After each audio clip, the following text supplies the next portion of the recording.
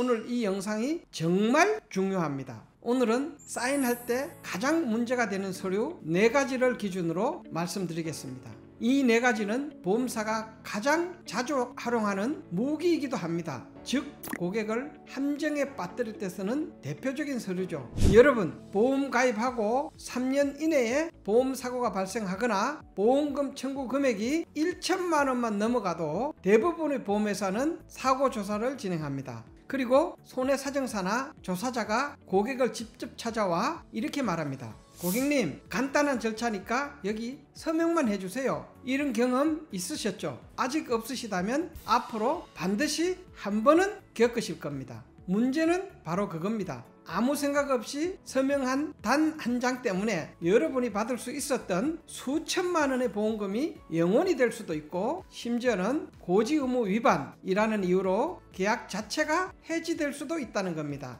저는 34년간 보험회사에서 근무하고 이후 손해사정사로 활동하면서 정말 수없이 많은 사례를 직접 다뤄왔습니다. 그냥 사인했는데 그 뒤로 한 푼도 못 받았어요. 이렇게 울며 호소하는 고객들을 수없이 만나왔습니다. 그래서 오늘 이 영상이 정말 중요합니다. 오늘은 사인할 때 가장 문제가 되는 서류 4가지를 기준으로 말씀드리겠습니다. 이 4가지는 보험사가 가장 자주 활용하는 무기이기도 합니다. 즉 고객을 함정에 빠뜨릴 때 쓰는 대표적인 서류죠. 자, 이제 영상을 시작하겠습니다. 여러분의 구독과 좋아요는 사인 없이도 바로 가능합니다. 구독과 좋아요 부탁드립니다. 첫 번째, 부재소 합의서입니다. 이 서류는 이런 뜻입니다. 보험금 받았으니 앞으로 소송 안 하겠습니다. 사례 말씀드릴게요. 교통사고로 허리를 크게 다친 고객이 있었습니다. 보험회사가 1천만 원을 주겠다며 합의서를 내밀었고, 급히 돈이 필요한 피해자는 그대로 서명했습니다. 하지만 몇 달 뒤 후유장애가 남았습니다. 정상적이라면 7천만 원 이상을 받을 수 있었는데 이미 부재소 합의서에 사인했기 때문에 추가 보상은 사실상 불가능했습니다.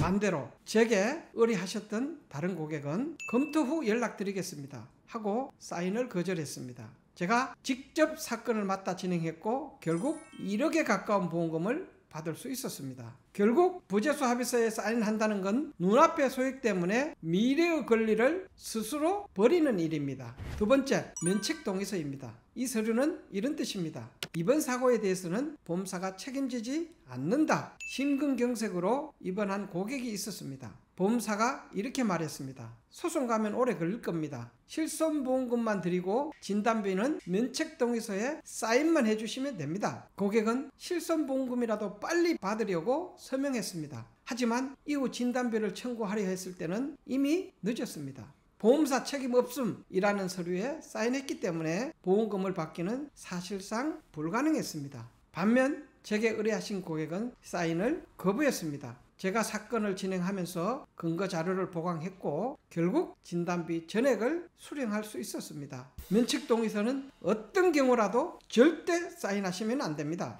세 번째, 계약해지 동의서입니다. 이 서류는 이런 뜻입니다. 보험계약 해지에 동의합니다. 보험사가 고객에게 이렇게 말했습니다. 보험 사기 의심, 고지 의무 위반 가능성 있습니다. 이 계약은 문제가 많으니 해지에 동의하시죠? 아무 생각 없이 해지 동의서에 서명한 고객은 청구한 보험금을 한 푼도 못 받았습니다. 해지 환급금도 거의 없었고 새로운 보험에 가입하려 해도 가입이 거절되었습니다. 하지만 제게 의뢰한 다른 고객은 해지를 거부했습니다. 제가 개입해 보험사와 협의한 끝에 일부 특약만 조정했고 이후 사고가 발생했을 때 보장이 유지되어 수천만 원의 보험금을 받을 수 있었습니다. 결국 계약 해지 동의서는 명확한 해지 사유가 없는데도 고객 스스로 안전망을 끊어버리는 꼴이 됩니다. 네 번째, 의료자문 동의서입니다. 겉보기에는 그럴듯합니다. 객관적인 판단을 위해 자문을 받겠습니다. 하지만 문제는 자문 의사가 누구냐는 겁니다. 대부분 보험사와 친분이 있는 의사입니다. 암 수술을 받은 고객이 있었습니다. 보험사가 의료자문 동의서를 내밀었고 고객은 신속히 서명했습니다. 결과는 충격적이었습니다. 단순 양성종양 정당하게 받을 수 있었던 수천만 원의 암 진단보험금을 전혀 받지 못했습니다. 반대로 제게 사건을 의뢰한 다른 고객은 서명을 거부했습니다. 제가 대학병원 진단서와 자료를 준비해 대응했고 상호 동시감정까지 진행한 끝에 보험금 전액을 받을 수 있었습니다. 결국 의료자문 동의서에 사인한다는 건 스스로 불리한 판사를 보험사가 고르게 만드는 겁니다.